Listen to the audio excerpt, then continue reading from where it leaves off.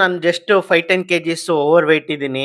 ನಿಧಾನಕ್ಕೆ ಟ್ರಾನ್ಸ್‌ಫಾರ್ಮ್ ಆದ್ರೆ ಆಯ್ತು. ಅಥವಾ ಮಾಡ್ತಿದ್ರುನು ಅಪರೂಪಕ್ಕೆ ವರ್ಕೌಟು ಎಲ್ಲೋ ಒಂಚೂರು ಡಯಟ್ ಕಂಟ್ರೋಲ್ ಮಾಡ್ತಾ ಇದ್ರೆ ನಿಧಾನಕ್ಕೆ ಮಾಡಿದ್ರೆ ಆಯ್ತು ಅಂದ್ಬಿಟ್ಟು, ನೀವು 20-25 ಕೆಜಿ ಓವರ್ ವೇಟ್ ಆದಾಗ ವಾಪಸ್ ನೀವು ಫಿಟ್ ಆಗ್ತೀರಾ ಅಂತ ಅಂದ್ರೂನು ಸ್ಯಾಗಿ ಸ್ಕಿನ್ ಆಗೋ ಚಾನ್ಸಸ್ ಇರುತ್ತೆ. ಅಂದ್ರೆ ಚರ್ಮ, ಮಾಂಸಖಂಡ ಎಲ್ಲ ಜೋತ್ ಬೀಳುತ್ತೆ. ನೀವ್ ಯಂಗ್ ಅದು ಮತ್ತೆ ಕಾಂಟ್ರಾಕ್ಟ್ ಆಗಿ ಹಳೆ ಪೊಸಿಷನ್‌ಗೆ ಹೋಗೋ ಚಾನ್ಸಸ್ ಇರುತ್ತೆ. ಇಲ್ದೇ ಇದ್ರೆ ಸ್ಯಾಗಿ ಸ್ಕಿನ್ ಆಗುತ್ತೆ. ನೀವು ಫಿಟ್ ಆದ್ರೂನು ಶರ್ಟ್‌ಲೆಸ್ ಫೋಟೋ ಅಥವಾ ನೀಟಾಗಿ ಕಾಣಿಸ್ಕೊಳಕ್ಕಾಗಲ್ಲ. ಈ ಕೈ ಕೆಳಗೆ ಎಲ್ಲ ಸ್ಕಿನ್ ಜೋತಾಡೋದು, ಆ ರೀತಿ ಆಗಕ್ ಶುರು ಆಗುತ್ತೆ. ಬೋತ್ ಲೇಡೀಸ್ ಅಂಡ್ ಜೆಂಟ್ಸ್‌ಗೆ. ನೀವು ಸ್ಲೀವ್‌ಲೆಸ್ ಶರ್ಟ್ ಹಾಕ್ತೀನಿ ಅಥವಾ ಬಟ್ಟೆಗಳಲ್ಲೂ ಅದು ಕಂಫರ್ಟಬಲ್ ಅನ್ಸಲ್ಲ ನಿಮ್ಗೆ. ಅಸಹ್ಯವಾಗಿ ಕಾಣ್ತಾ ಇರುತ್ತೆ. ಸೊ ಏನೇ ಶುರು ಮಾಡ್ಬೇಕು ಅಂತಿದ್ರು ಡಿಲೇ ಮಾಡದೆ ಇವತ್ತೇ ಶುರು ಮಾಡಿ, ಈಗ್ಲೇ ಶುರು ಮಾಡಿ. ಈಗ್ಲೇ ಸುಲಭವಾಗಿ ವೆಯ್ಟ್ ಲಾಸ್ ಮಾಡ್ಬೋದು. ನೀವು ನೆಕ್ಸ್ಟ್ 3-6 ಮಂತ್ಸ್ ವೆಯ್ಟ್ ಮಾಡ್ತೀರಾ ಅಂತ ಅಂದ್ರೆ ಅನದರ್ 5-10 ಕೆಜಿಸ್ ಆಡ್ ಮಾಡ್ಕೊಂಡಿರ್ತೀರ.